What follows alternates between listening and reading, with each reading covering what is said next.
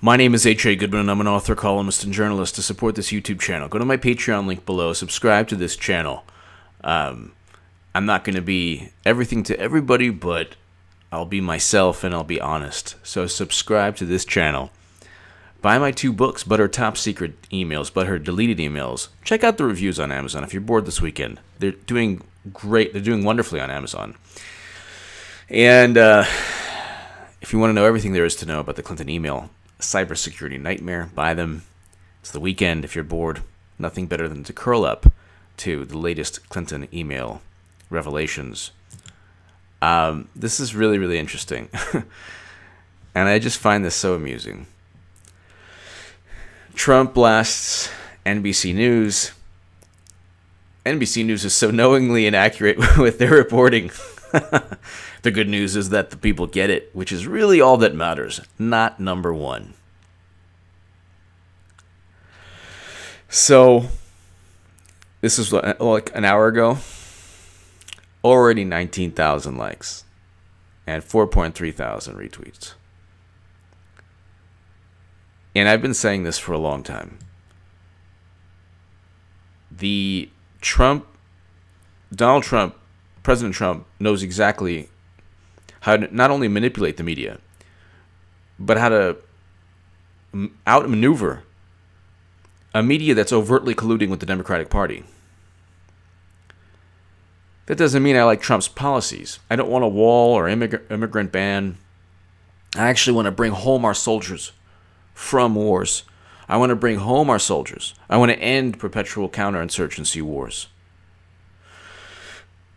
Not many people, actually nobody aside from Jill Stein and Bernie Sanders, wanted to bring back our soldiers home from war. So on foreign policy, Democrats and Republicans, in fact, Trump is actually less hawkish than Clinton would have been.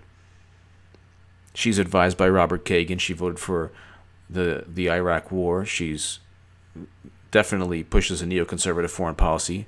President Obama and Clinton destroyed Libya. We can go on forever, but see, NBC News, I think he's referring to the rumor that Tillerson called him a moron or something. So, and there's a shirt here, is I'm with moron. Okay, see, that's the thing. People in the Democratic Party think that hating Trump more will win Wisconsin. They think that they didn't hate Trump enough. There wasn't enough hate. There wasn't enough hate in 2016. So if you hate more, if you now call him a white supremacist, which actually leads back to Clinton, because Clinton called black youth super predators and actually went to his wedding. And the identity politics trolls say, oh, I don't like that. Hey, you like that. You're fine with that. You don't go after the Keith Olbermanns of the world. You go after progressives. But anyway, that's a whole other story. Where the heck was I? I'm all over the place. The bottom line is this. You have media collusion with people like Maggie Haberman at the New York Times. CNN is like a Hunger Games scene, like one of the shows from Hunger Games. It's just this overt, blatant collusion where they just haven't looked in the mirror and said, yeah, you know, we had to fire Donna Brazile based on WikiLeaks DNC emails that showed she gave Clinton debate questions before her debate with Bernie. Yes, CNN, the Washington Post, the New York Times, and even the Washington Post today finally admitted what I've been saying for a long time, that Trump is going to win re-election. But I guess when I'm in this long-winded attempt at a YouTube segment, I'm trying to say that NBC News is just like the Washington Post or the New York Times to a great extent. It's not as overt in its pandering to the Democratic Party, but it is part of a media machine that is getting its behind kicked by Trump, who became president in large part because he has his own media machine. He is a walking media machine. Trump is just himself a walking media PR apparatus. And he's going up against CNN, MSNBC, the New York Times, the Washington Post, every channel on YouTube that is quote-unquote liberal or progressive that hates him, that gets their marching orders from CNN, the Democratic Party, Twitter. Half of Twitter hates him.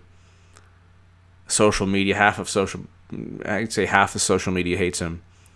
And yet he still manages to tweet out. NBC News is so knowingly inaccurate with their reporting. The good news is that the people get it, which is really all that matters, not number one. So what continually happens is there's this media report that really isn't a scandal. It's nothing.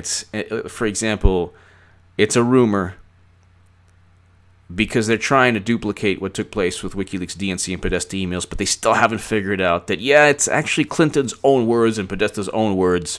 You're not going to duplicate the political fallout from that unless Trump actually writes, yeah, let's cheat the more conservative candidate, which is what Debbie Wasserman Schultz did.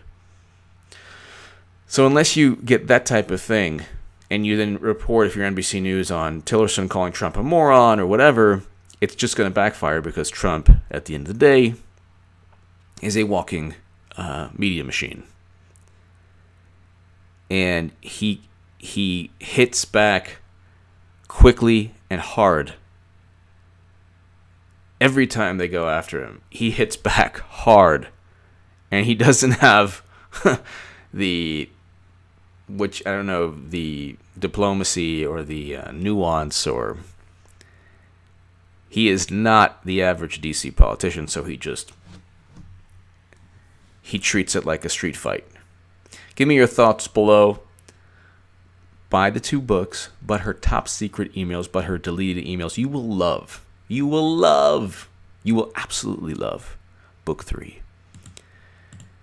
Thank you so much for listening.